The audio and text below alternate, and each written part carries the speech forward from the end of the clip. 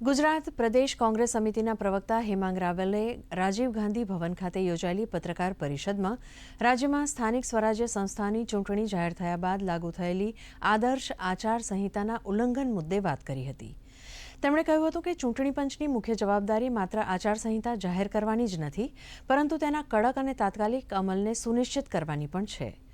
રાજ્ય ચૂંટણી આયોગે તમામ સરકારી વિભાગો, જાહેર ક્ષેત્રની સંસ્થાઓ, સ્થાનિક સ્વરાજ્ય સંસ્થાઓ અને સંબંધિત અધિકારીઓને સ્પષ્ટ માર્ગદર્શન આપવું અને તેની અસરકારક દેખરેખ રાખવી આવશ્યક છે।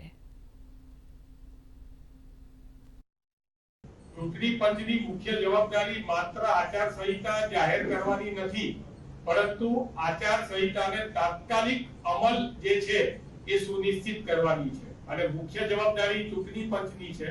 ચૂંટણી પંચને અમે કહીએ છીએ, અનુરોધ કરીએ છીએ કે ન્યાયના હિતમાં નિષ્પક્ષ અને ન્યાયિક ચૂંટણી કરાવવાની તમારી ફરજ છે।